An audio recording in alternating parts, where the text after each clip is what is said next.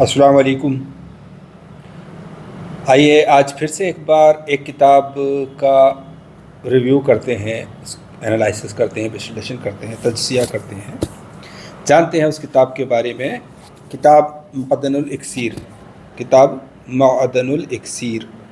ये किताब 1913 में हकीम फ़िरोज़ुद्दीन साहब ने मरतब की थी और ये किताब कुश्तजात पे मबनी एक किताब है। इसमें बहुत सारे कुश्तजात का उन्होंने बनाने की तरकीब और उनके फ़वाइद सब दर्ज किए हैं।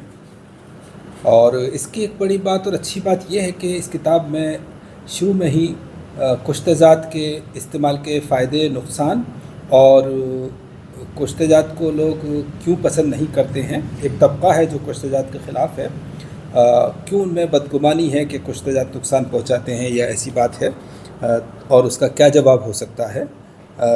ये इस पे बहुत ही तफसील से बहस की है, बहुत अच्छी तरह से अपनी बात को रखा है, समझाया है। ये इस किताब की एक ख़ास बात है। और इनफैक्ट यूँ कह सकते हैं कि कुश्तजात के बारे में बहुत ही डिटेल में लिखी गई बातें हैं। हालांकि बाद में कुश्तजात पे कहने को तो ये बहुत डिटेल और तफसीली किताब है, लेकिन फिर भी दूसरी जो किताबें हैं जिनका जिक्र मैं आगे करूँगा, कुश्तजात को एक बनाने से पहले एक बार उनको भी पढ़ लेना चाहिए, समझ लेना चाहिए।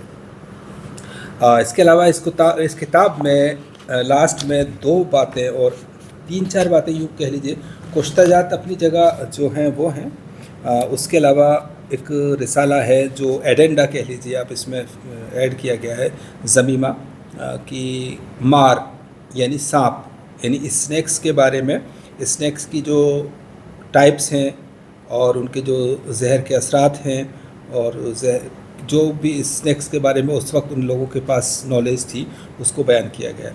उसके बाद एक चैप्टर और है, वो अलग से बुक ही कह लीजिए, इसी में एजेंडा है कि स्नैक्स का जो स्नैक बाइट, जब सांप खा लेता है, काट लेता है, तो उसका जहर की क्या अलामत होती हैं और उसका क्या इलाज होता है।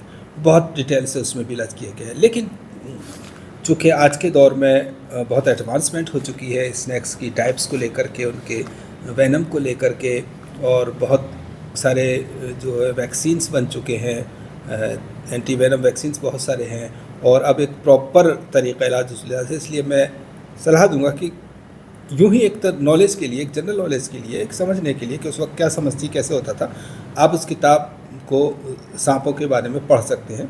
लेकिन उनको मेरे ख़्याल से इस दौर में अप्लाई नहीं किया जाना चाहिए, क्योंकि नहीं पता कि वो काम करेंगी या नहीं करेंगी। जबकि दूसरी तरफ ऐसी फैसिलिटी है आज के मॉडर्न हॉस्पिटल्स में कि अगर आपको सांप का और उसका पता है तो वो जान बचाई जा सकती है।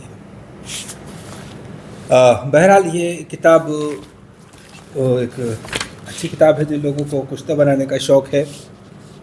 लेकिन जैसा कि बाकी किताबों में या बाकी स्टडीज़ में होता है कि अपने जहन को कुशादा रखें और उसको समझें अच्छी तरह से।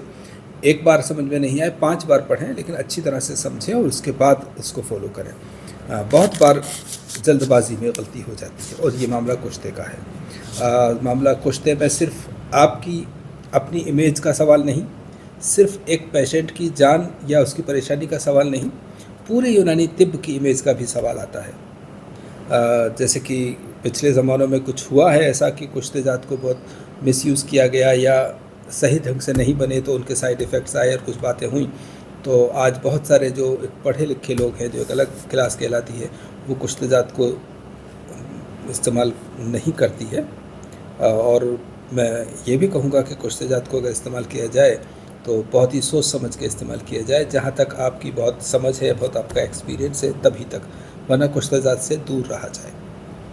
ये मेरी अपनी सलाह है कि कुश्तजात का इस्तेमाल इतना फ्रीक्वेंटली नहीं किया जाए, और ख़ास तौर से जो पारा है या सिम्बल फार है, इन 2 को तो नहीं छेड़ा जाए। बाकी जो चीज़ों का आप एक्सपर्ट हो जाते हैं, बना लेते हैं, आपको तरकीब आ जाती है, महारत हासिल हो जाती है, तो बनाएं। तो اس میں حکیم فیروز الدین خان صاحب نے یہ جو بحث کی ہے یہ مجھے سب سے اچھی لگتی ہے، اور باقی پھر انہوں نے جو اس کے بنانے کے طریقے والی چیزیں جیسے ڈول جنتر ہے یا دھوم جنتر ہے، اس طرح سے دھاتوں کی صفائی کیسے کرتے ہیں ان کو، وہ بھی اس میں ہے، اور کس چیز کو کس کے ساتھ کھرل کیا جاتا ہے وہ بہت ڈیٹیل میں ایک اچھی کتاب ہے انفیکٹ یہ کشتہ جات کے شیدا لوگوں کو پڑھنے کے لیے۔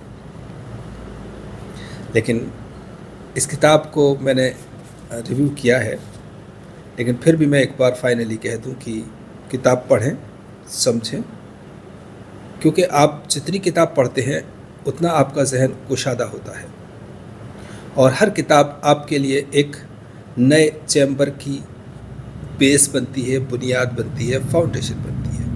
جتنی کتابیں آپ پڑھتے ہیں اتنے ہی سارے چیمبرز آپ بناتے چلے جاتے ہیں اس کے اوپر۔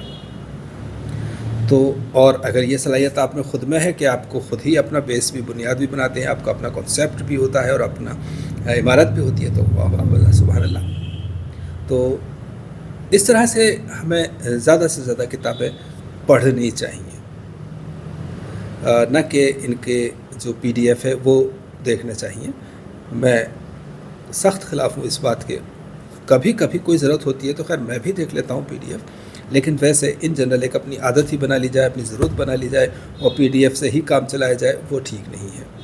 آپ کتابیں خریدنا شروع کریے، کتابوں کو پڑھنا شروع کریے، یقین مانیے بہت تسلی ملے گی، بہت سکون ملے گا، بہت کانفیڈنس ملے گا، آپ کو اچھا لگے گا۔